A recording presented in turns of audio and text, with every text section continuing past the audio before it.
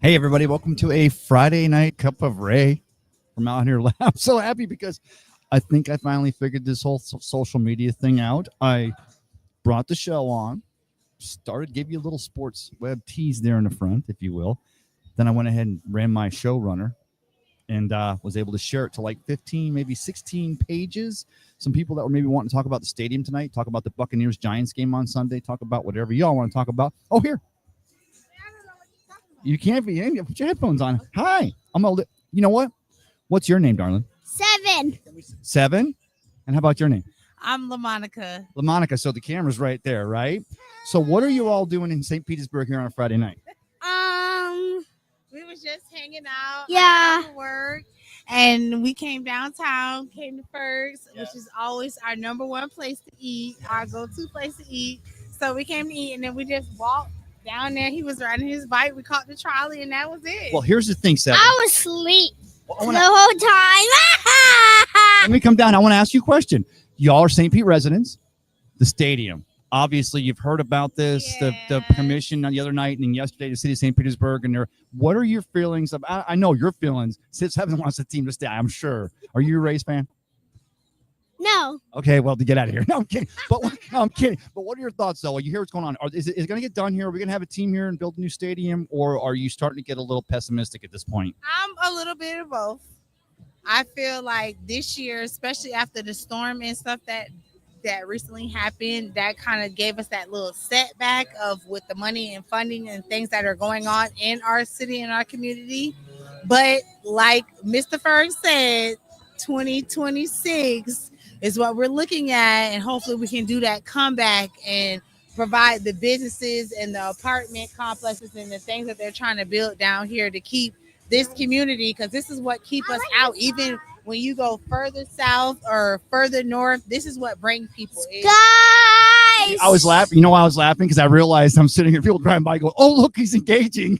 He's engaging. He's asking for an engagement. I'm like, you don't know what that means yet. You will someday, but I'll get up. But thank you for coming on. The funny thing is I wanted to do a show tonight that showed what us, our Pinellas County citizens. Okay, no. You can hear yourself now, can't you? What we felt about the stadium, and you just filled it into LaMonica beautifully. I appreciate you all. Thank you. We want the stadium to come, the new stadium for the city and the people, but that time, what they're gonna miss that year or 6 months or whatever they're planning, that's gonna really hurt like downtown community, and that's what Ferg is built on, is from the Rays and the community and stuff like that. But hey, we're all looking up for the future and waiting for the bigger and better things that are here to come. So we're excited. Well, I'm going to give 7, right? Yeah. I'm going to give 7 one more chance. 7, are you a Buccaneers fan? Say yeah, go Bucs. Yeah! All right, he saved himself. Thank you. Can I get these back from you here? Yeah. I'll let you all go on your way. Thanks for stopping by. Thank you for having us. LaMonica, 7, you guys have a great evening. Oh, nobody wants. Some people will walk by, they're like, oh, no, because, they think it's the catch a predator or something. I'm not going to go. But no, they were like, what's going on here? But thank you for coming on. You guys have a good evening, okay? Go Bucks. How about one last up? I'll tell you what. We're going to say go Bucks on the count of 3, okay? And don't yell. Here's the thing about the mic. The mic amplifies your voice. Just give it a good, strong sound, okay? And look right in that camera right there on the count of 3. 1, 2, 3. Buccaneers! That'll work. LaMonica. 7, you guys have a great evening, and thanks for stopping by. That was awesome. So, yeah, we got some comments already. So let me go back to those. Great people here in St. Pete. And I'll tell you what. There's my guy, Tim Haynes. What's up, kid? Tim, what's up, brother? Thanks for being the first comment in here and being here tonight. Alex Nanter says, yo, let's talk Ray Stadium talk. Alex, I'll tell you what. Just hit me up. Let me tell you. So I don't want to get too far ahead of myself. Of course, the Pinellas County Commission said, in light of all the storms and everything, and there were a lot of unanswered questions, and the Pinellas County Commission, even though they already approved the deal back in July or earlier this year, they said, we're going to hold up a minute here. Totally got it. I said this the other night. I'm like, these commissioners, especially the 2 new ones on the Pinellas County Commission, they were just voted in like literally 5 minutes ago. So in light of the storms, in light of everything, let's just pump the brakes. Get through the holiday season, maybe get up to Christmas, but let's not get too far ahead of ourselves. And that's what I was thinking. But there were other people that said, it's just not going to get done. This whole deal is going to blow up. I said, no way. JP Peterson, he's the first, said the deal was going to blow up. And I'm like, JP, no, it ain't. I know how it gets done here. And it blew up. So get to the city of St. Petersburg yesterday. And I'll tell you what, the thing is, it almost felt, because of course, this has been all along. This has been Mayor Ken Welch has been working to get this deal done as he's been taking care of everything, and not just in light of during the storms. I'm sorry. I'm talking about St. Pete and the stadium and the Night Breakers. You guys just see Night Breakers? Are you fans? Yeah. I am now. Oh, come on over here. Talk, girls. Come over here. I only got one pair of headphones. Come on, you got to come in here though. I got to be supportive. So she can hear, and I'll let you hear. So what are y'all doing in St. Pete on a Friday night? We're out here with our friends. We're actually born and raised here, so we come here all the time. Okay, and what's your name? I'm Haley. Haley. And I'm Rachel. Haley and Rachel. And best friends. Yeah. And best friends. Yeah. So you've heard about the stadium. Everything that went down. It's like the biggest news in St. Pete. What are your thoughts, girls? I'm scared we're gonna lose them, but I'm scared we're gonna lose them. That says it all. But go ahead. I'll be honest. I have never been to a Rays game. Are you kidding me? No, I'm for real. I've never been to a Rays game. We graduated actually at Tropicana Field. Yeah, So- that's where our high school graduations were. Wait, I'm gonna guess. Okay, within how many miles of Ferg's? And I'll tell you what high school you went to. 13? 13 mile. Boca Ciega? No. Oh, I'm sorry. What high school? Osceola. I call the JV games. My son and my daughter will be going there next year, and my oldest graduated. Yeah, it's the best school. Mr. Bonet is the best, isn't he? Yes, we he love is. Mr. Yes, no, Bonet. definitely. I had the best experience of Yeah, high school there. It was a good school. It's a great school. Yes, and not only that, you guys heard about what happened. Y'all went to Madeira Beach too? Yes, I did. I went to Clearwater Fundamental. I went Okay, to look, step away, please. I'm just kidding. But the thing is, you heard at the flooding at Madeira after Helene, and then of course Mr. Atik moved the entire middle school. Atik is the best ever. Chris Atik, let's give him Oh a shout my out God. here. Yeah. Chris Atik, I love you still. Graduated however many years, 15 years ago, still love you. A lady never tells. You know what? So I'll let you hear too. Here, go ahead and put my phone here. So I'll ask you another question. So you've never been to a Rays game. You do know about the Rays. Oh, yeah. Do you have a positive feeling it's somehow going to get done? The government's going to work, or are we getting pessimistic No, to this point? I'll be honest. The government never works. Yeah. Let's just I'll real. be so real. I don't think they'll re-sign the lease for it. I really don't. We'll probably lose them to what? Where do you think? I don't even know. Maybe Canada? That's what I was thinking. That's what I was Canada. thinking. Would Canada be better than Hillsborough County? Do you? So you girls, because here's the thing: when I was your age, which is a very long time ago, it's always been the Hillsborough versus Pinellas. They were the big brother, big sister, little brother, big sister, and we worked to get baseball. And so at the end of the day, but no, we do not want this team to leave Tampa Bay. Honestly, I think if they went to Tampa, they would sell more seats. I know they're having a hard time filling the stadium. A lot of people feel that. Yeah, I grew up on the Rays. My my Gmail is Rays fan and some numbers. Don't tell them. You'll be all over. Her childhood bedroom was themed for the Rays. baseball Rays Yeah. themed. Yeah. I mean, I would hate to see them go, but I would know. wish they would stay in Tampa. If it's Hillsborough or Pinellas, I don't think that they'll re-sign for the land where they are right now, though. Unfortunately, I know. You said government sometimes doesn't work, and we know a lot of times government's struggling at points. And I think I'm telling you, though, ladies, the money, the acreage, the deal that they can have in place. There's a lot of, but after the hurricanes and stuff, we wanted to step back, and then the Rays were like, oh, the deal's over. So at the end of the day, the government, they're just doing what they have to do, right, to protect our tax-paying dollars. Yeah, I would agree. I think they could probably do more in support of the Rays, but I think it's more of it's probably financial standoff at this point. I think at the end of the day, the Rays got what they wanted. I think they wanted to move anyways, and I think this kind of just I sealed would the agree. deal. They wanted a new stadium, and ever Yeah. since the roof ripped off of that one, I think they're gonna get They're it. like, hey, this is our sign. So Okay, so you ladies are obviously the next generation. Maybe there's one behind you girls, but they're still young. Would it be a total waste for the city of St. Petersburg to spend $26 million and the insurance to put a new a roof on that, even if the Rays? Do you know the timeline? See, that's the thing. Even if the deal doesn't get done this year, they have to start doing that if they ever want to get the team back. So is it because your generation especially, we're so not wanting to be wasteful. We're so wanting to be a little more, So it's we want to get it done because the team makes more money here with the roof than they do in Tampa and all that. But at the end of the day, if their intention is to leave, it's like sayonara. unfortunately, I do think, as much as I would love to see them stay, and this is what we've grown up on, this is our team, I do think it would be better for them to leave. They would make a lot more money. They would have a lot, the crowds, it's not that great in St. Pete. Everyone just wants to fucking drink on. Yeah. Sorry, excuse me. It's okay. No.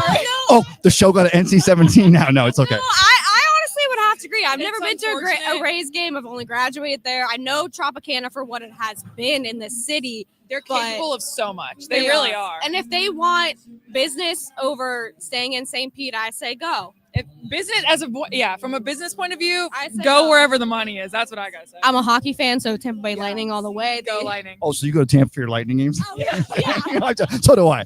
Ladies, this has been so great. I had a young mother and her child stop. I'm getting some opinions here. Thank you. It's on the sports web. I'll show you real quick. I'll get out for a second. And so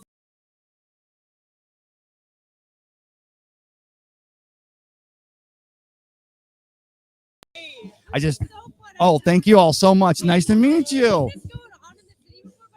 By the way, one tribe. Osceola, ladies, have a great evening. Take care, y'all. Warrior Pride. I'm telling you what, I was coming. Oh, my ear things fell off. Oh, it's right here. So I was a little worried coming down here tonight because it was like everyone's inside watching the Nightbreakers play. And if y'all haven't seen the Nightbreakers play, they're usually down here at least once a month. And I've got some people in my family alone that are huge fans.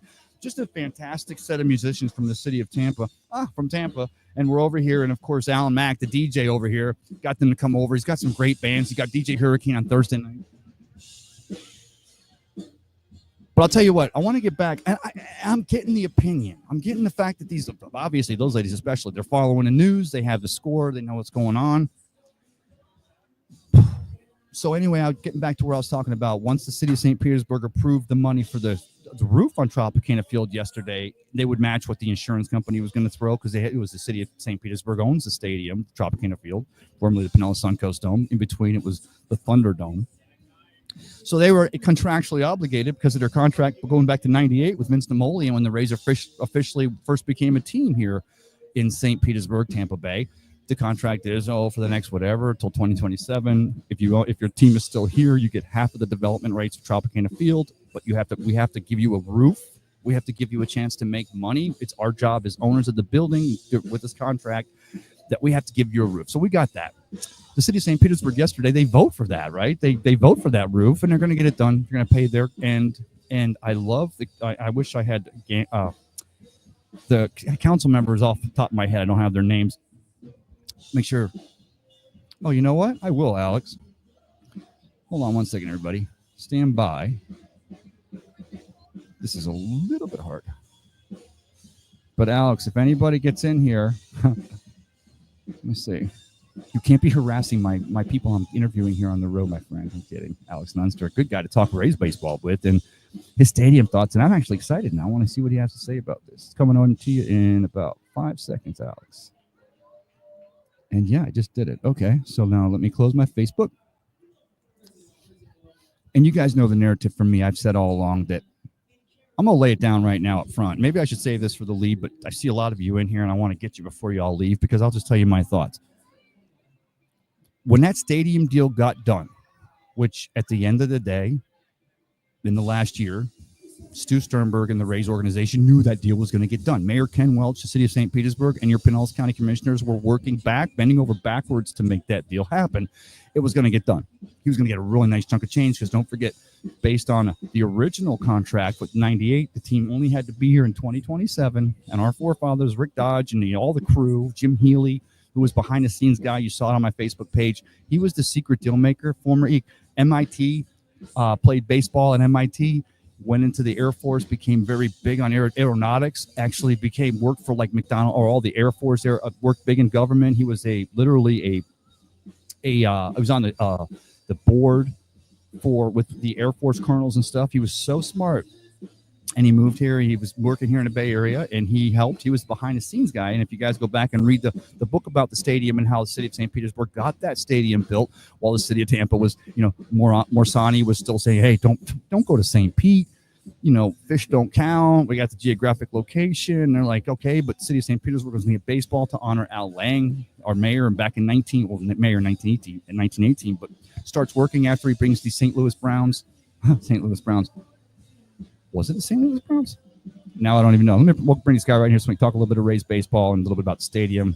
Alex Nunster, what's up, my friend? Thank you for having me. You know what? I can't hear you. Ooh. Let me see if I got you muted. Brother, I'm sorry. It's not you. It's my computer. I don't have volume. I swear, Alex, I'm so sorry. I don't blame you if you don't even want to do this, but if you want to talk to me, maybe you can send me a question or two, or if you want to, I'll just ask you, talking about the stadium, Alex, let me just ask you, and then I'll see if you have a chance to comment. I do not have any sound. I apologize. What are your feelings now at this point?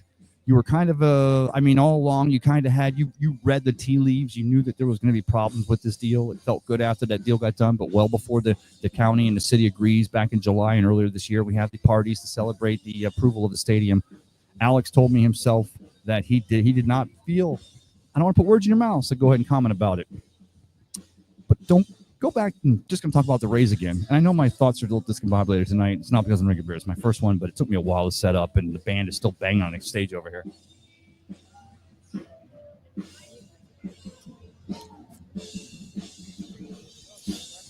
The Rays, I'm just going to throw my number out there. Stu Sternberg, the Rays, before that stadium deal got done.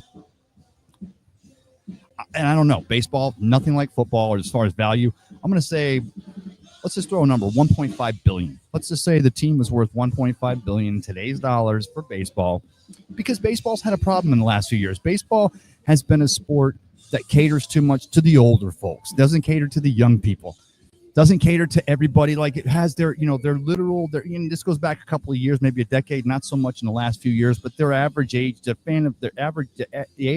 average age of a baseball fan is like 72 and a half.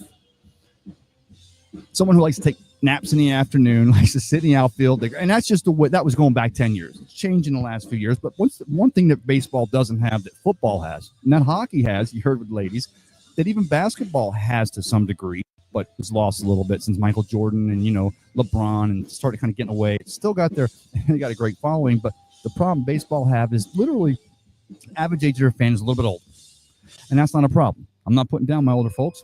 I am one now, so I'm like, I get that. But you'd like to get along with the demographics a little more. You'd like to have a team in an area that's, banging, popping up. Condos, Miami Beach, breweries, Green Bench, over at the Mercado over here the other day. My wife and I, we had a little bite. I'm not saying it's any better or worse than Tampa. It's just overall, it's got a real banging, younger age crowd going on here, which is nice. I mean, that's what's happened down here. And then you get above 16th Street, you get below 5th Avenue South and above 5th Avenue North, and you get over to the other side between here and the beach, and you get where I live up there in Seminole, you get your demographics. And the reason why that valuable land across the street there, all 88 acres, the reason why it is so valuable is because it's banging. I mean, it's, they've built it up right here. The development's going on. They're making this property, this area, this land down here is very valuable because it's selling fast, they're not making any more, and it's bringing in a very young, a very rich people that have a little bit of spare time. You still have your retirees. Florida's still number one for a place to come live, retire, or you work your entire life. You come down here, you got to dodge a storm or two every now and then, but it's still a great place to come to. Again, with all the young people. Everything's going crazy, going yang, going young. And you have a stadium that can get built over there. I know I'm making an argument here, but I'm just saying this is why my thoughts were that there's no way this doesn't get done. The stadium built itself because of the value of the land that was set aside 40 plus years ago, actually just under 40 years this year. 84 was when they finished the original Pinellas Suncoast Dome, started building it back in 82, and 81 took a couple of years. They had problems with the soil when they first dug in, and they had to come in and bring in like 2 million cubic yards of dirt. It was a long haul. And that was still 15 years before a team was even awarded in 1998. And all the time, Tampa wasn't going to tell St. Pete they can't build a stadium. St. Pete's going to go, I'm going to build this stadium. Build it and they will come. At least that was the feelings here. Even ran a commercial on the thing you saw on my page with Kevin Costner and the Field of Dreams runner. I don't want to know about that. Stadium gets done. Trying to get a team. You had the San Francisco Giants. You had the Chicago. I'm just, I'm rehashing old things. I'm not going to go into this because I really want to talk about the Bucs tonight. But what I'm going to say is the reason why the deal seemed impenetrable to me, and I still say it gets done. I'm still here telling you it gets done. It's not because I don't think there couldn't be a deep pocket in Tampa that wants to build a stadium. I'm not saying that somebody couldn't even if the city of St. Petersburg and Pinellas County told Stu Sternberg today, there is no way in hell we're going to make a stadium with you as the owner. So you can keep your team, you can take your team. And I'm not saying this has to happen. I'm just saying, even if the city of St. Petersburg and Pinellas County, which is the most viable property, because again, the moment that stadium got approved and finally starts getting built, and the owner of the team, the ownership of the team, gets half of the development land over there. So they're literally a partner. And I've used in the last decade the Jeffrey Vinnick. And of course, I'm not comparing Stu Sternberg to Jeffrey Vinnick. I think you guys would definitely hang me for that one. I'm just saying, from an owner of a professional sports franchise, and you get the acreage around there, similar to what Jeffrey Vinnick has done down in what was the old Channel side, but down there on the waterfront in Tampa. And you guys tell me what your guys' thoughts are about this, because maybe you don't. Oh, wait a minute. Josu Torres says not true. Which one, Josu? That they don't get the development, or baseball's average age, the fan is. And I'm a huge baseball fan. I'm not saying there's not those of us, but if you just look at it on the timeline, this is going back 10 years. Again, it's not in the last 10 years with Shohei Ohtani and all the changes they're making, and baseball's coming around. I'm not saying it's not. It's still going on. Christopher Cole, evening peeps. Christopher, thanks for stopping in. I'm not saying this is not. I'm not telling you. I'm not saying here that this isn't the way it is now. What I'm saying is that the reason why I figured this deal was unbreakable, the reason why I figured this was a done deal, and I got to take these glasses. This is the worst show, but you know something? Every show I come down here and I'm like, and we're going to be down here on Sunday, and it's going to be banging. We're going to have the Bucks pregame, halftime, and postgame show. Peter Blake and I in the Sports Web got some special guests coming on. Coach is going to be down here. It's going to be crazy. See if we can get Ric Flair again. Woo! Yeah, that's right. Now he was here the last game Pete and I did here, and of course between now and then, Pete and I've been Pete's been very busy.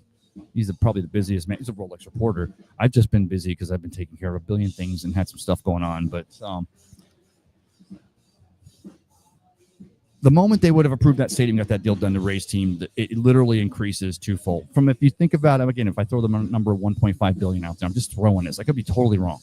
I'm usually not. I'm usually pretty close. But I'm just saying 1.5 billion. The minute you sign a deal, you're like, whoa, you get 44 acres of 88 acres of a development to $6.5 billion over a 20-year period. And you could be locked in with that? Okay. It's got to be worth at least $3 to $3.5, $4 billion for that team now, just on paper alone, with that deal locked in place. Now, put that aside for a minute. Let's remember that just being here. Now, you can get a stadium in Tampa built, which is awesome. I mean, I've seen this. I saw the renderings when we first talking about Ybor, and we've talked about different places down there. We've talked about, of course, I've said, George Steinbrenner, the Yankees, the history here. And of course, you know, obviously Steinbrenner Field, where the Rays are playing in 2025, is like maybe the perfect, except for the 1 or 2 Sundays that maybe the Rays would have a game carrying into the football season, and NFL and MLB would have to get together, make sure they didn't schedule one for one day. Although, I mean, if you did like an early Sunday game and like a late game, and the Rays were in first place, or maybe in the American League Championship Series and or World Series, maybe you could have a day game and night game. Maybe they could flex a Bucks game up to 1 o'clock. I mean, there's some romanticism there. You got to kick the Yankees out of there, which I don't think happens. I don't know what the lease looks like with what they have with Hal Steinbrenner now. Of course, now that George has passed, that would make a great place too.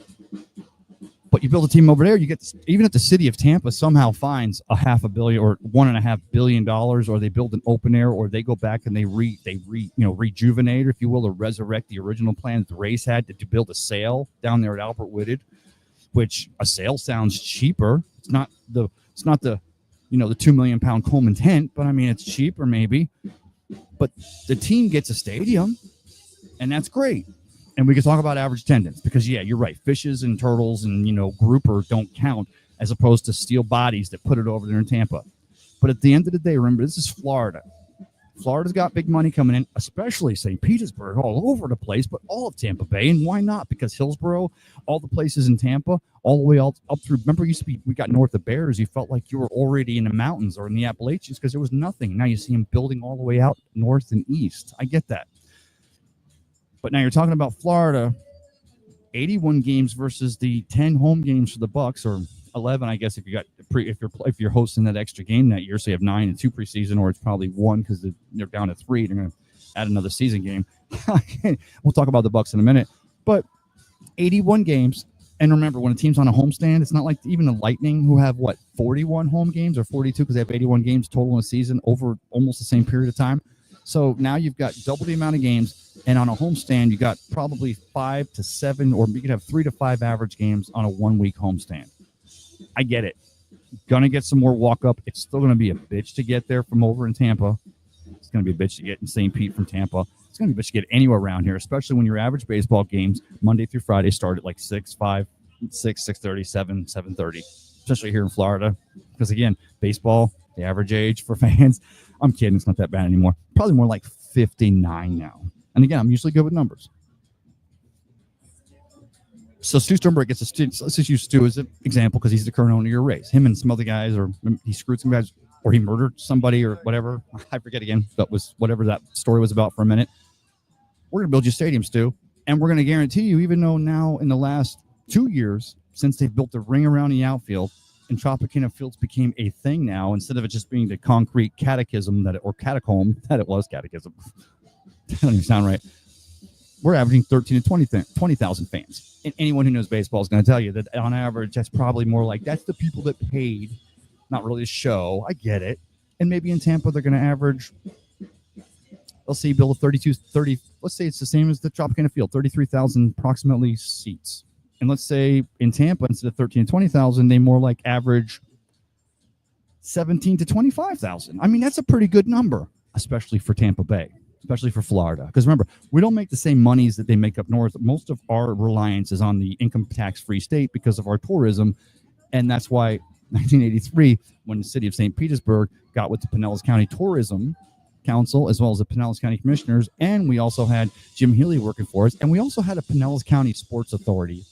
What's the Pinellas County Sports Authority? Actually, he's a homeless guy in the corner here. His name's Lou. He's got a big 40 in his hand, but he's the one that stamps everything and approves all the sports that happen in and around. We don't even have a Pinellas County Sports Authority. Tampa does. Again, that's not a problem. That's cool. I mean, it's great to have because Tampa Sports Authority was directly related to why we got Raymond James built for the Bucks back in '96 when the Glaziers. And I've told you guys this story. Yeah. Just I appreciate you guys, but yeah, and everybody's DMing me. I'm like, uh-oh.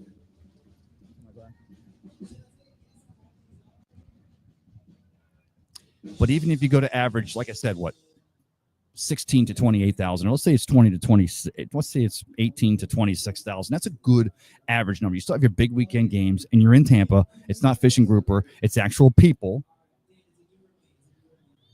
At the end of the day, how does that equal over 15, 20, 30 years, the length of a contract? Does that equal the approximately $1.5 billion that the team increases in value just being here, being the crown being the jewel in the crown of the Pinellas County and the Bay Area, and what that means for tourism? And I know you're going to say, well, the Rays don't really pull in, a lot of people. Yankees, Red Sox, I get it, it happens, but yeah, no, they're not. You're not making coin. And another reason why that happens is because Florida, between the months of June and September, not the place most people want to be, except Floridians are having a great time. Christopher Cole says Ray looks cold. I am cold. I'm going to get off the stadium because I'm going to go ahead and end with this on the stadium. Pinellas County Commission did exactly what they were supposed to do. And then yesterday, when Brian Auld stepped to the dice or the dice or lectern or whatever, I was in that room. I was in that very same room, third row, right in the middle, the day that they approved the stadium deal. Ran down there, took it, got in there, boop, had to go through security and everything. Went in. I'm like, that's so and so. Oh my god, it's like a who's who. And they approved it because we knew what that meant to have that team here. And part of the reason why the deal is so sweet for whoever owns the team in 2027, they get half of the development for that entire area. They have a say in not just a stadium that maybe the Hillsborough County is going to find someone with deep pockets, or maybe they're going to find an investor. Maybe baseball is going to step back. No, well, Pete Rose is dead now. Pete Rose is dead. He's not trying to get in the Hall of Fame. We can let Hard Rock Bets finance our stadium now, and we'll call it Rays Tropicana Field in Hillsborough County at a Hard Rock Bet Field. That's going to happen. I'm sure baseball's in a big hurry to put betting or something like that or deep pockets on the front of a stadium. Although Robert Kraft bought the old Gillette Stadium or whatever it was back in the day. He bought the stadium and then leased it to the team for like half a decade before he ended up having enough money to buy the team. So maybe someone built a stadium for the Rays over there because they have eyes on owning that team. Or maybe You find somebody who's really, really rich. They've got a lot of money. And they're going to buy that team because they're going to make the long play. The long play that maybe Stu Sternberg wasn't going to make. They're going to own a team for 10, 15, 20 years, and it's going to increase every year. But, man, losing that $1.5 billion nut right at the very beginning, that could be tax-free. You put it into an interest-bearing account. If you're a good investor, that $1.5 billion can leave generational, well, obviously, if you're that rich to buy a team and move them over there and not give a shit about the $1.5 billion or maybe $2 billion that you get for just being in that general vicinity. Just 300 yards there, just in back of Ferg's, across First Avenue South at the Tropicana Field site. Maybe you don't worry about that $2 billion. Good for you, because at the end of the day, that saves this team, that saves our team and keeps them here in Tampa Bay. And that was what my whole rant was about the other night. Hey, I get the warm. I'm not saying the vibes, control things. I get the whole thing. We want the stadium to fill in there. I don't want to drive west across the bridge. That's as long as they're the Tampa Bay Rays at the end of the day, that's what matters the most. And then if the Rays walk, if they find that investor who's not, because this is what I was going to say, if they find someone who's got enough money to buy the Rays team that has that money, whether it's through investing or they inherited it or their father's name was Walton or what have you, they're probably going to realize exactly what it means today or in 2025, because we're already at the end of 2024. I can't believe that. What it would mean financially to walk away from a deal like this. Even with the increased attendance of 6 to 8 to 10,000 people a year, even with the walk-up. And here's the thing, it's not going to be that much. It's not going to be that much increased attendance, because just because you move a team closer to a people, you're going to get more attendance, but you're not going to get a big enough impact. It's not going to be, and it could be over time. It's going to take time to get there. So you get that, plus you own a team, it increases in value over time, and that also works to your favor. But at the front end, you got to also wonder, how's that $1.5 billion stadium going to get built? Good luck, Mayor Castor. Good luck. Is it Castor? No, it's not Betty. She's over. I'm sorry, Mayor. I'm so old. It's been a long day. Good luck, City of Tampa and Hillsborough County, Tampa Sports Authority. Good luck, whoever's got the money to make that stadium to try to do that. Because if you guys and girls, if you're a Tampa Bay Rays fan, but you don't live here in Tampa Bay, or you live in Sarasota, or you live north in Pasco, or you live over in Lakeland, it's not going to be easy to find a City of Tampa, the citizens over there to spend $1.5 billion. I mean, you might think, well, they're going to win. They're going to, yeah, we got that team. Yes. And it's going to be great over a long haul. We're going to have infrastructure and we're going to give people jobs and it's going to be great. You're going to have a really hard time, especially in light of just after Hurricanes Helene and Milton and all the things going on over there and over here. You're going to really have a hard time finding $1.5 billion to build a stadium.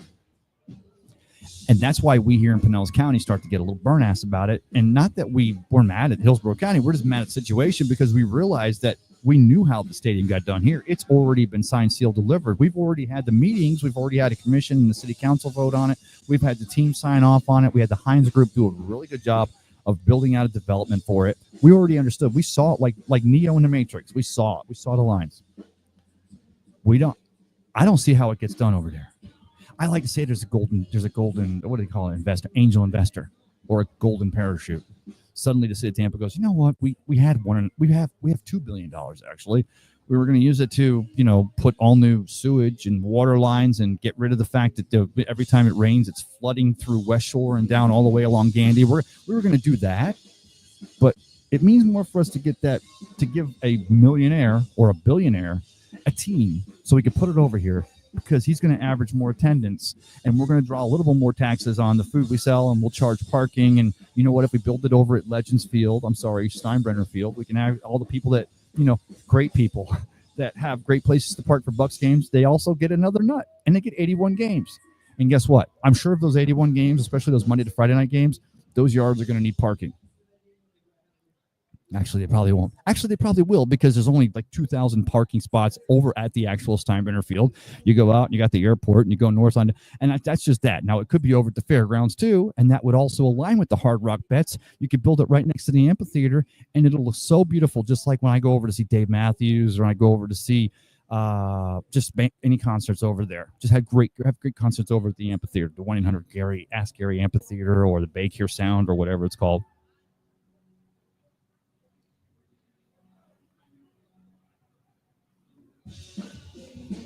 as long as we have a way to get that done. And I'm not saying it's because as if somebody threw the plan away. I'm just saying the Pinellas County Commissioners did what they had to do. The City of St. Petersburg Commissioners, and I love the fact that they worked it out that way.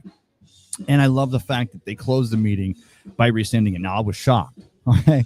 I was like, oh, because I was watching it, and Geddes, the city he's like the city, not attorney, but he was talking about, and then one of the council members asked, that doesn't include their hot dog stands and like the offices and stuff. And they're like, no, we're pretty sure that our end of it is just the roof over top. We have to provide a roof for the team to play in. And then from our landlord standpoint, contractually, we're good. And then I felt like, well, they're gonna revisit this because they talked about we're gonna go back and see what FEMA's still gonna do, and we're gonna talk to the insurers, and we're gonna figure out. And there's Brian Ald, and I don't think Matt Silverman was there. I think Ald was with Silverman at the county commission the other day. And I'm like, it's good that they're getting this out because these are things that have to be ironed. But then as I'm listening to it, I realized because of the fact that the Rays did not communicate with the city council or the Pinellas County Commissioners after all that stuff went down, that really what was going on here is I was learning for the first time. I don't know if you guys and girls knew this, probably would if we actually had more reporting and more good coverage. Mark Tompkins does a great job. The Tampa Bay Times does a great job. But I tell you guys and girls, support them. Support our informed media so they can tell us these stories. And they've done a great job since then. And so Bay News 9 also does it. And even SI did it today. What I was hearing was because of the fact that the Rays hadn't communicated, there were so many unanswered questions that when it did get not approved, the bonds, I was like, that sounds right. Because you know what? The optics suck. We have so much to look at, and we have to have more answers. Because at the end of the day, that's what it was all about. We didn't have enough answers, and we had a team that was failing to communicate. And I felt like Brian Ald and Stu Sternberg and even Matt Silver, I felt like they were like in a back catbird seat, right? Mike says, I have some 9. Are you selling it? Dude, you got to be. Christopher Cole says, Stu's the common denominator in all these deals. And I get that, Chris, because they didn't communicate back to the city. There wasn't even like a thing. Looking back on it, I just wish that this Stu Sternberg and the Rays would have came right after Hurricanes Milton and Helene, and they would have came forward and they said, look, like Jeffrey Vinnick's doing. As he, I don't know if you guys and girls knew about this, but Jeffrey Vinnick, because he sold a large portion of the Lightning team, still remaining in control for, I think, 2 years, he's giving all of his employees bonuses. All of his employees that have been with work with the organization, have done so much for the Vinnick Enterprises and the Lightning and everything, they're all getting bonuses, which is fantastic. And they're not small bonuses. But then we hear this week that they're also giving all their part-time people bonuses. Just not huge things. You're not going to have to put a little bit more in the tax form this year, but not enough to put you in another bracket. But it's nice to know you care. And here we're finding out at the end of the day that Stu Sternberg wasn't even if the Rays would have came back to the table before the bond meeting over there, and maybe they already heard something. Maybe they already heard that your ears to the ground. You already heard it was going to happen. But if they came out and at least said, we want to give more. We can't, we're getting this great deal. We're getting $1 billion plus just being the owners here of the team in Bay Area. If I'm loud, sorry. We want to give back. Milton and Helene, we all need to share this. We all need to feel we're all feeling this pinch, and we want to make sure we're part of it. Instead, they don't even communicate to the Tampa Bay Pinellas County Commissioners or the St. Pete City Council, and that made them look like they were just sitting in a cat seat, just like, yeah, and didn't even communicate till they sent a letter. The letter arrives 2 hours before the commissioners' meeting the other day. I got that, so I understood that failure. And even then, we're going to revisit it in December. It wasn't like the deal was done. I'm sorry. Yes, sir. He's just walking. There he is. There you go. Okay. There he was. Have a good evening. I get that. So that was very bad optics. But then the city of St. Petersburg, almost as a tease, they do the $23 million to match the insurance to build the roof to get the team back by 2026. But then when Brian Ald stepped to the lectern and Gabby, no, it wasn't her name. I was so impressed with the entire city council yesterday. Everybody asked the right questions, didn't give, didn't take, ask the right questions. And when she asks him, Mr. Auld, did you say to the media that this deal is all but done because of the commissioners voting no or not approving the bonds the other day and the meeting being extended to December? And even in December, the meeting could have got extended to January or February. And yes, every time it goes by, there's more time being added on. You might have to pay workers a little more overtime. You might have to pay a little bit more to get the stuff delivered faster every time it moves up. And I know that the costs go up, but for the Rays to come back and say, because the Pinellas County Commission didn't approve the deal that day, the deal's probably done. And when the commissioner or the councilman for city or councilwoman for city of St. Petersburg asked him, did you say that this deal was all but done? And Brian Auld literally said, from where I stand, it looks like it. Now, I'm not quoting him there. I'm paraphrasing a little, but that's what he said. From what we saw, from what went down at the commissioners meeting, it is done. It is dead.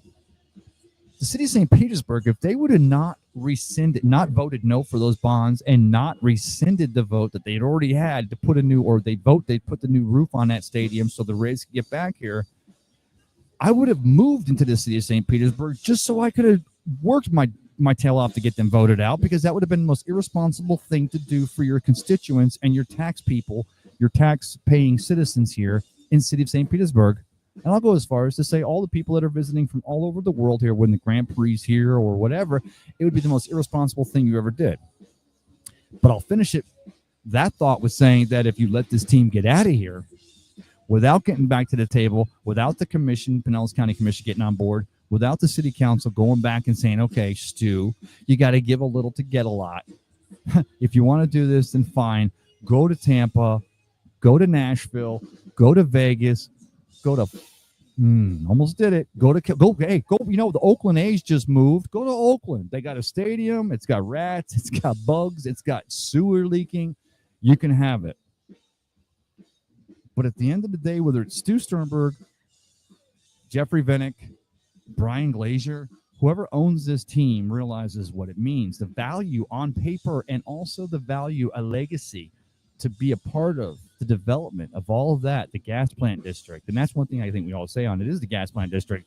I think that supersedes anybody's desire to get out of here unless the city of Tampa can accommodate. And if the city of Tampa can accommodate, then why wouldn't you go? Because like I said, the average in the extra 6,000 to 8,000 to 10,000 people a year will add up over time. And maybe you reach $1.5 billion or whatever else the value of being the co-developer of all that over there. It's not dead.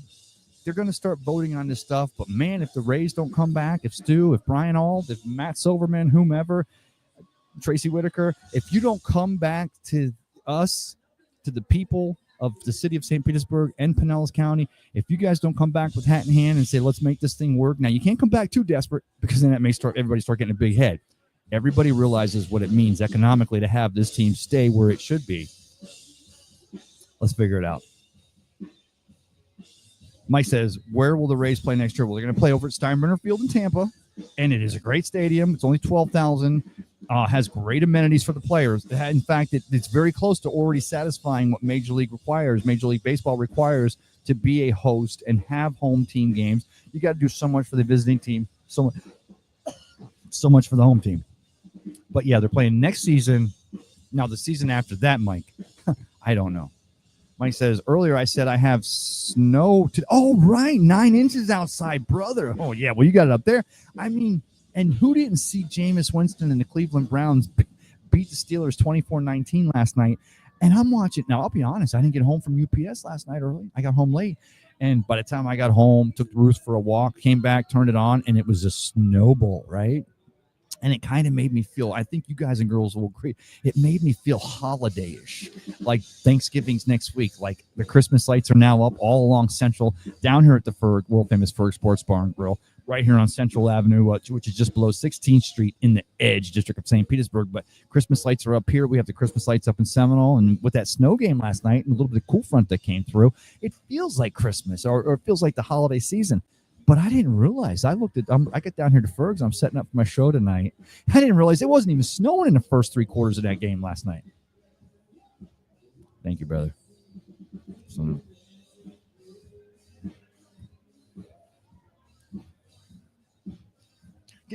Am I sleeping on your couch tonight? Get the hell out. Hey, take this back. I don't want that. If that guy, hey, if I went home and that were in my pocket, I would need to be sleeping on your couch for the next few months. Thank you, brother. Love you. I tell you what, that's the kind of stuff we're having down here at the world famous First Sport. Well, if I need it, I'll come get you later, but I don't want to have it in my pocket because I forget about it. Thanks, brother. I'll tell you what, that's just that's Al. That's Mac. Okay, so it's my show. I have no sponsors.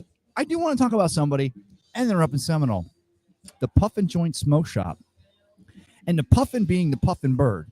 And it's just a joint, and I know it's a play on words, but this is the most cleanest, lowest prices, the most cleanest, the most awesome people. It's a family affair up there in Seminole. And if you don't know where they're at, they're on Seminole Boulevard. It's about maybe 5 blocks just north of 86th Avenue. They're in a strip store on the west side of the road. And the city of Seminole has a rule: you're not allowed to have road signs. And so the business where they're located, it's such a great pull in and pull out.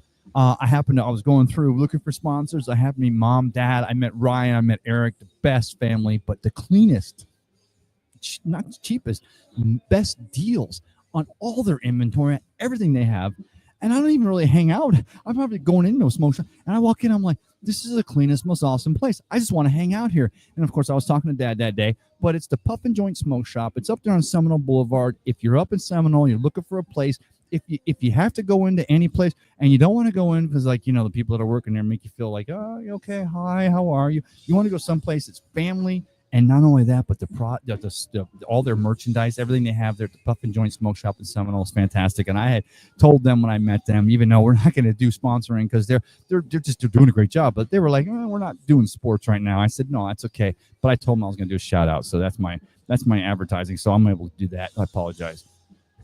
But yeah, no, Mike, I tell you what, it was supposed to be a lot colder tonight. Chris said earlier, cold. And it's not really that cold here yet, but tomorrow morning it's supposed to be. And I'll talk about that in a minute. Go to Montreal and play 55,000 empty seats, empty tenants. I'll tell you what, Mike, the thing was, you talked to those girls. I don't know if you saw the girls I had on her earlier, and they said, let them go to Canada. And I'm like, let's be honest, Canada got screwed on the Expos. And I know they were having problems, and the attendance was down. And they took the Expos farm system and flipped them with the Marlins. And what not Jeffrey Lurie, but whatever, the owner of the Marlins at the time, they got what was the best farm system in all of Major League Baseball. And people were talking about this. I had this, and you tell me, Mike, if you feel this way. Maybe you'll know this more about Montreal than I do. And you did. You spelt it Montreal, but I knew what you meant. Montreal has no embargoes, no problems. There's no government issues at all with like Cuba and some of the places down in South America that maybe the U.S. doesn't have free open borders with, doesn't have free trade with. And the fact of the matter is that because of the open borders between Montreal and some areas and, down in the Caribbean, like Cuba or over, they have a large base of people, which is where Montreal became one of the best farm systems in all of baseball because they had scouts. They had people that were finding talent in places that United States couldn't even begin to look. And then the players could actually get to Montreal because there wasn't an issue with getting across the border or getting to come into the country. So, I mean, from that standpoint, maybe they'd be surprised getting a baseball team, but, if Tampa can't get the stadium done, and these people over here in Pinellas County, the commissioners, the city council, and the team themselves, they don't get their acts together, then maybe they'll be looking in Canada or Nashville or, there's cities that'll want a baseball team. I'm not saying there's not probably 15 to 20 teams. Maybe there's 30 cities that understand and respect. They understand that not only the economic impact of having, the team playing 81 home games a year and maybe the playoffs, and even like, hosting an all-star game or what have you, if you get a new stadium, but get that stadium built. And I think you're going to find in this day and age, there's just no stomach anywhere short of Vegas. And Vegas has got the A's moving there. There's no stomach to put that kind of money into a stadium to build a team for a base, even though the economic impact over a 40-year or 30-year contractual obligation to play in that stadium may be great. There's no stomach to do it. There's no other gas plant district. There's no other gas plant district. And a lot of people said, and this is true, the city of St. Petersburg built that stadium back in 82 in a failing neighborhood, in a failing area. And the promises were for the people that were living in the gas plant district that even though they were displaced, life was going to get better. It didn't get better.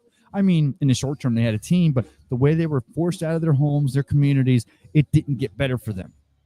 So whether the Rays are here in 2027 or 8 or whatever it would be or not, that gas plant district, that's done. That's going to get done.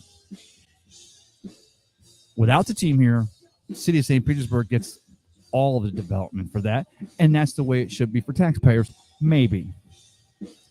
But I would still tell those same taxpayers, and that one guy, I forget his name, No Stadium or whatever, he shows up in everything. And you know what?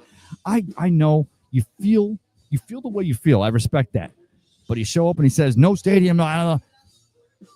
Even though you'd spend that money, because again, our forefathers and foremothers, people that were here 50 years ago, decided that this would be a great area to honor Al Lang, to honor the history of St. Petersburg, to honor Major League Baseball, and to have a professional baseball team, even though they knew, which is happening today, that every inch of property between the bay and the beaches would develop. It's a peninsula on a peninsula. And yeah, Helene and Milton and, storms, tropical storms. I've been tracking them since I was knee high to a grasshopper. But back then we didn't have the updated. We didn't have Dennis Phillips and didn't have the action, ABC Action News weather. We had a chart every year. We had the hurricane chart, and some years you'd bubble it every hour, 2 hours. Maybe you'd go 4 hours. You get the updated longitude, latitude, and you put the bubble. And then maybe I'm at school all day because this was, a while back. I was a kid. I just was always intrigued. I wanted to be a meteorologist, but obviously I'm a better sports broadcaster. Every 3-4, I go to school all day, come home, and that would be the big jump. That would be the jump that, especially depending on how far out the storm was, that would be the jump that told me. So this has been happening forever. And that's why the other day when the Pinellas County Commission used beach renourishment as the excuse to get this dialogue started, initially I was like, come on, beach renourishment's been happening forever. It's not something new because of the hurricanes. But then I started realizing, stepping back from this, that this was actually, the Pinellas County was actually maybe standing up for the city of St. Petersburg after these storms. Pinellas County commissioners were making a statement because the team did not communicate with them not even before, but after the storms. The team was like, and that's why I understood why Chris Latvala was actually having a problem with the Rays playing over in Tampa. And I thought it was because he was losing money because, Baycare Field's in his district. I'm like, well, that's a little petty. But at the end of the day, remember, everything that happens from a government standpoint is for a reason. And it's not for a lost reason. It's because you're taking care of your people, because you're asking the right questions, because you're making sure you don't make a financial commitment to something that, even though in the end you realize it's going to work out, to have a baseball team here, the economic impact to continue to develop. Pinellas County doesn't lose anything.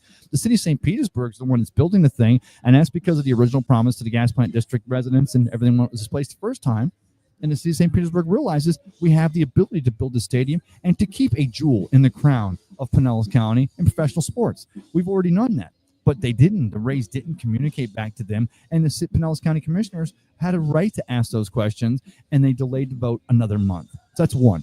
Then the city of St. Petersburg did their thing, happens, and they've also delayed their vote another month. That's two. But then everybody's like, the deal's done. And I've been hearing from people for 2 months, the deal's done. I even heard someone tell me the Rays will never play another game in St. Pete. I'll be honest, in the last 24 hours, it's starting to kind of feel that way. But I still know, ever since I've been knee-high to that same grasshopper that was tracking those storms, that it's always about follow the money. And I realize what it means to have a team, to be the owner, to be the fans, to be the community, to have a professional baseball team. I understand what it means financially to whoever owns a team that builds that stadium and is part of the development of the gas plant district. And that, my friends, is no lie. That's on paper. That's happening. So I've already talked too much about the Rays, and I see you guys not commenting much. So I'm going to move on to the Bucks because this is really what I want to talk about. Mike says, how much will it cost to repair the top roof? They're saying $55 million, Mike, and the insurance covers half of that. So the city of St. Petersburg yesterday, they voted and they allocated $25 million to the repairing of that stadium. But then when Brian Auld stepped up and the city and the council members asked Brian about the fact that he had said to Pinellas County or said to the media after the commission meeting that the deal was all but dead, the city of St. Petersburg is like, okay, so we're going to, I hope you heard me ask those young ladies earlier, the city of St. Petersburg is going to spend $25 million, and then the insurance will cover approximately the other half. to make a roof as a renter, as a, the renter, the roof covers the contractual obligation to give the Rays and provide them with the coverage to continue to play their games. They were contractually obligated to do that. Now, I'll be honest with you. The original lease, just like I always used to say, the Rays, it's for 2027. It's like, and this is funny because we go back a decade and they're like, well, if the Rays leave, they'll have to pay $2 million a year. You're talking about a team that's now worth, well, it wasn't back 10 years ago, but it's worth over $1 billion. I think that if somebody gave Stu Sternberg enough money, he would probably, it'd be Jeff Bezos probably, maybe, or maybe not. And he would actually fly to Mars and build a stadium up there because, if the money's right, let's make it work. I have no idea where I was going with that.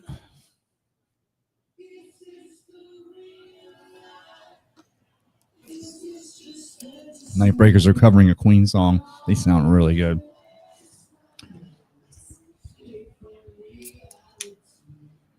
Did I mention we're going to be down here tomorrow, Sunday, for the Bucks pregame, halftime, and postgame show? Peter Blake, man.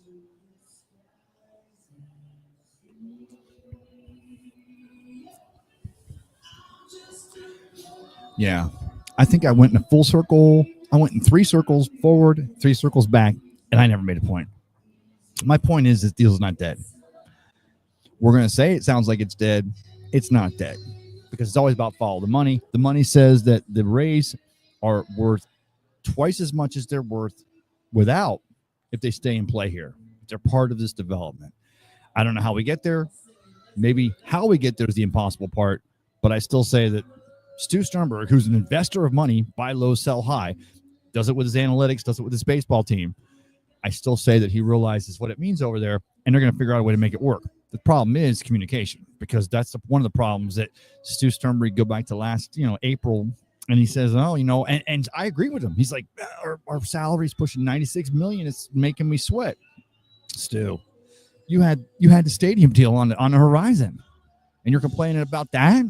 I mean, don't get me wrong. I think sometimes the Rays are not given the credit they deserve for making these personnel decisions. To have Kevin Cash to go from Jim Madden to the decisions they've made, the way this organization's run, the decisions they've made. I think I said that 4 times.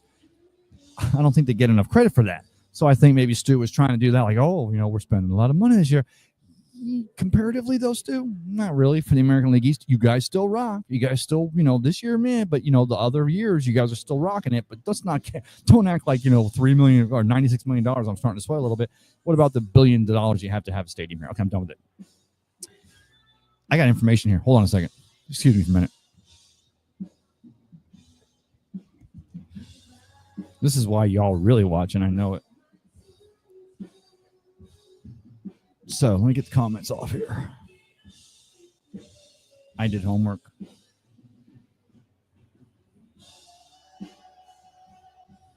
Mike says, is Mike Evans active for Sunday or questionable? He's active. Mike Evans is back. The problem is, I know Tristan Wirfs had a sprain. Thank goodness it wasn't a big, deeper injury. And then, sorry.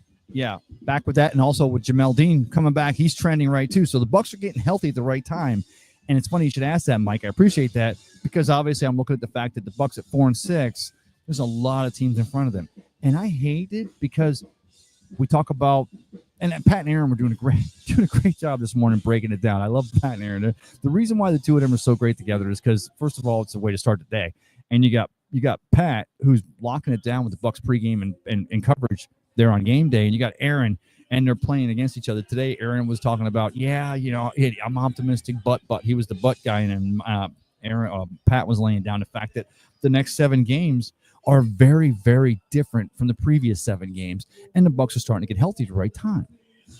But truth of the matter is, even if the Bucks win the next 7 games and finish 11-6, right now, the way they stand, I highlighted all this, so I'd have something to say here, but I can't actually read this. Here, I got it for you right now. So obviously, your 4 divisional leaders right now. The Eagles in the NFC East at 8-2. The Lions in the NFC North at 9-1. Of course, the Falcons in the NFC South at 6-5, and the Cardinals out there in the NFC West, which is crazy because the Cardinals are in first place at 6-4, and then the other 3 teams, the Rams, the Seahawks, and the 49ers are 5-5. So, like, even though the NFC South still has the worst win-to-loss ratio, the fact of the matter is the NFC West, where the 49ers have been dominant in the last few years, suddenly the Cardinals are in first, but only at 6-4. And what does that mean for your Buccaneers? I'll tell you what this means for the Buccaneers. Make sure no one else said anything. Means, first of all, that victory last week, the Broncos over the Falcons, it felt so great, and they're on a bye week, so you know the Falcons have to sit back. And Buccaneer fans, we remember back in 2020, the year we won 37. Jeez, he's old. We remember the fact of the matter that the Bucs were right there. We had a bye. We're looking at other teams. Of course, Tom Brady, after week 8, figured out which way was up, and the offense started clicking, and the rest is literally history. But in 2024, the Bucs at 4-6 and the Falcons at 6-5. The Falcons have a bye week this week, right? Then the Falcons play the Chargers, the Vikings, the Raiders, the Giants, the Commanders, and the Panthers. And God, everybody's like, oh, especially Bucs fans, we're like, oh, I hope Bryce Young's better for that game, because the last game of the year, while we're playing the Saints at home, they're playing against the Panthers. But we don't want Bryce to get better because we have to play the Panthers twice. And those are definitely 2 victories we need. But what we're worrying about, and I want to also say this: the Cowboys or the Commanders at 7-4. But you know what? Jaden Daniels is starting to show. He's starting to.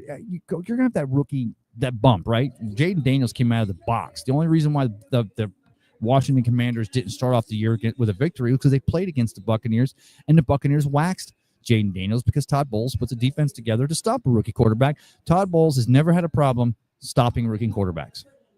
Come on, somebody call me on that. He's had a lot of problems, but they didn't let Jaden Daniels get it. But let me break it down for this week right now, right? So the Bucs are in New York against the Giants, and the Giants have Tommy Cutlets playing. Tommy DeVito, starting quarterback. Skip right past Drew Lock. Daniel Jones got his release today, which is the way it should have been. That poor guy. I say poor guy. I still think he's going to catch on somewhere if he has that desire. I've never seen him not have that desire. He's got more desire than, say, like a – no, I'm not going to say that. But I almost went scorched earth on that. But the fact of the matter is that they got rid of him. They skipped past Drew Lock. They put Tommy Cutlets in there. And we'll have to see what happens against the Bucs on Sunday. He rallied the team, had 3 victories last season. But that Giants team is not a team I'm worried about with a rookie quarterback. Famous last words. Go back and timestamp this for me. But I'm going to tell you all what are the Bucs fans, you guys and girls, tell me. What are we worrying for the Bucs? What do we want for the victory this week? I'll tell you the first thing we're worrying about. Oh, Packers fan, you can come in and talk. Oh, okay, that's okay. I keep going, Pack. I want you guys to take care of the Vikings. Take care of the Lions. Catch the Lions. But you guys, the first thing I was talking about though, you got to take care of the Niners this week. You play at 49. No, 49ers. At Green Bay. Take care of them for us, because that's my first game we need to take care of. We're Bucs. We need that. Let's do it. Have a good evening, my friend. No, I wouldn't. So that was the first game I was talking. Take care, brother. That was the first game I was talking about. We need the Packers to beat the 49ers, because remember, the 49ers are 5-5. They should be 4-6. The Buccaneers should be 5-5 because we should have beat them. Son of a, but we didn't. So we want the 49ers to lose to the Packers. Very, very doable. Jordan Love. The Packers want revenge after the playoff loss last year, so let's root for that. Next game we really want the Cardinals to beat the Seahawks. And you're asking, why do you want little Kyler Murray to beat? Let me tell you why. Because the Seahawks are 5-5. The Cardinals are already 6-4. Buccaneer fans, if we want to make those playoffs doable for us, we got to win our games, but we got to root for these things. And we need the Cardinals to stay in control of the NFC West and keep the Seahawks back. Because if the Bucs get a victory and the Seahawks don't, they get one game closer or a half a game. So that's the second game we're worried about. Third game, the Vikings versus the Bears. I mean, the Bears. Come on and tell me how the Bears are going to beat the Vikings on Sunday. The Vikings are very beatable. I mean, Sam Darnold's had a year. Kevin McConnell's done a great job. The Vikings, but they've also shown at points that they're beatable. But the Chicago Bears at this point, with the Eberflus and what's going on there with that team, they're an implosion waiting to happen. Hey, brother, how you doing? I'm sorry? We're putting the sides right. Listen, Jose, Mark Wheeler, Ross, one home guard. See, my brother in here, sir. Hey, it's a United pressure. You're button trap. I tell you, Saint America, right? There you go, brother. Capture. Hey, have a great evening, my friend. Take care now. So this, you too, my friend. So that was a game we're talking about, the Bears versus the Vikings. I mean, that's my stretch. That's my reach game. That's the game that, I mean, obviously, and of course the Cowboys versus the Commanders. Oh, the Cowboys, are they even playing? Are they playing? I did not know who those guys were. Come in here. Oh, no, you don't want to put these on. Ugh. I lost. Could you put that speaker, that microphone, that back? Put it on your ear. The girls took it off. The girls were crazy. You know how those work? DJ Hurricane, come over here. Tell me about last night, please. Tell me what happened down here. Tell us about Thursday night being country night down here at the world famous Ferg Sports Bar and Grill. It was unbelievable. We had Skylar Clark in the house. My good friends from Spencer Western World. They came out. Oh my God. They sold so many hats and did so much custom branding on the hats, the initials of the band. I swear the band bought tons of them. I'm not talking here. You're talking. You're the chief. I just came over. I don't know why he handed me the mic. We came over here to talk about the anniversary coming up, the 32nd anniversary. But last night, every Thursday night, country nights, right here, Ferg's. No place else to go. No place else to go. I wanted to ask you about those brands from Western World. What were they down here doing? Because it looks like they've got that. Is it a WW is what they got for their brand? They actually have many, many custom brands that they can do. They do a lot of custom work by hand as well, where they can draw it in. So, like, if you show them something, like I showed them a hurricane symbol, like the Nordic hurricane symbol, and basically say, oh, yeah, we can do that. We can do that. So, but they can do anything. It was amazing. It was an amazing night. I was so happy with Spencer's. I was so happy with Skylar Clark. Mac, Bulldog Davis came out, helped us out. It was just an awesome night. It was just an awesome night. Again, I'm going to go back, and I digress, but we're going back to the 32nd anniversary party. 32nd. Do the math. The sign's wrong. But wait, are you going to be here for the 33rd anniversary next Wednesday night? I'll be here for the 32nd. The 32nd, but it's next Wednesday night. And here's the best part about it. The next day's Thanksgiving. I know. Yeah, for Thanksgiving? Yeah. You are a turkey. I am a turkey. I am a turkey. You are a turkey. But 33rd, come down here. 32nd, celebrate the anniversary because nobody does an anniversary party like Ferg. Two bands in the house. Mac, who we got? 22N out back. They're going to play 7 to 10, and that is a full production band. They have video screen, lasers, lights, a sound system that is second to none, and our good friends inside from 8 to midnight. The Folcos. I knew about the Folcos. I jumped on you there, but if you haven't seen the Folcos play, they are fantastic. Dad? And they are giving away, the Folcos are giving away 3 brand new custom electric guitars. Are you kidding me? I am not kidding you. Because if you know the Folcos, you know that the electric guitar is kind of a thing, and they're playing down here. And I also the Nightbreakers tonight. How did you get the Nightbreakers to be playing down here, bringing the crowds in here they do down at the world famous Ferg Sports Bar and Grill? I know people. You do know people. Well, you know me. That doesn't. Oh, I don't count, brother. DJ Hurricane. Bottom line is we are the best place to play, and the musicians are all knowing that right now. And I love it. Got the first party deck, got the stage out back. I saw they're making construction changes to the stage out back. I haven't seen it. They're putting a large big screen behind the stage. Does that kick it up another notch or what? It is so big that we can play 6 games at one time on that screen. Yep. So it's going to be awesome. So Ferg's backyard is becoming a party area. That's right. That's right. Definitely. Okay, guys. Thanks for coming. Hey, I got to talk to you some more. Go ahead. Since our buddies, the Tampa Bay Rays, are, we're not sure.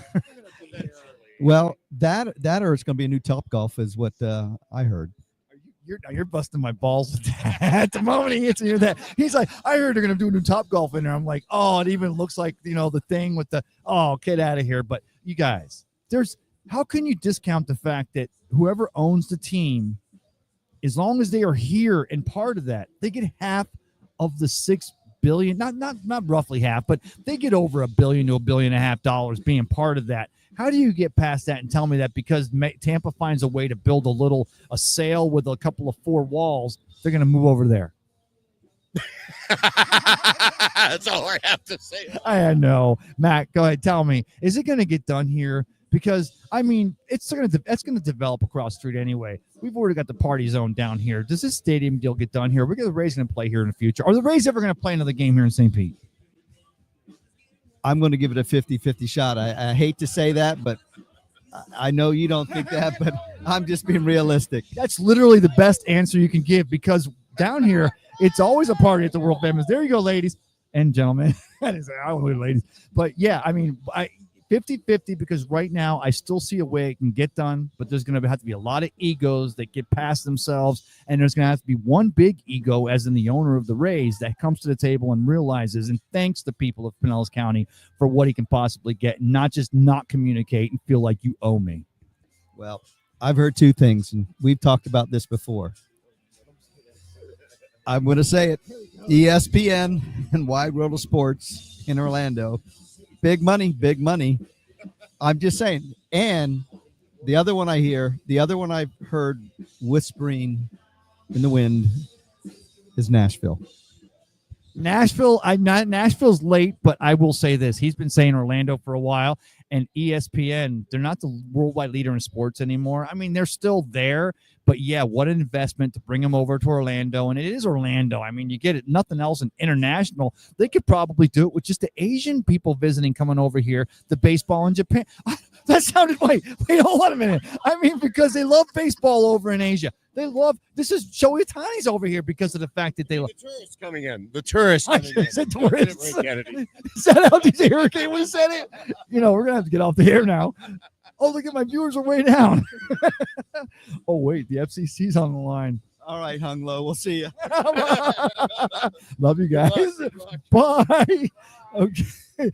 Hey, you guys know me. I would never say it like that. No, but my thought is if that could be the play, because I still have a hard time seeing a way Tampa can get a stadium built, and I still have a hard time seeing that Stu Sternberg owns a team in Tampa or in Orlando. So maybe you find a deep pockets to get associated with the worldwide leader, or used to be the worldwide leader in sports, and build a stadium over there.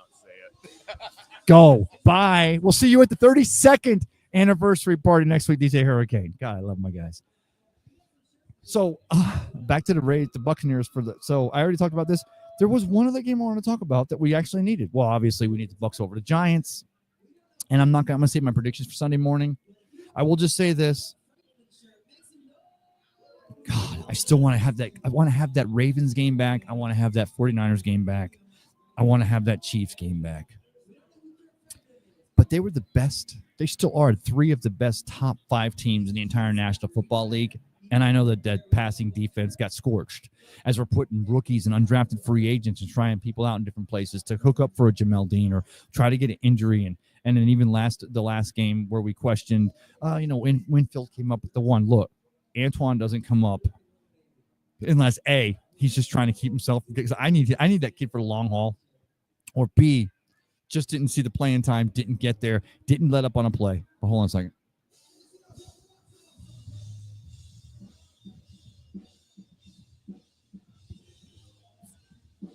There's still a way this thing gets done. The Bucs do need help. They do need help.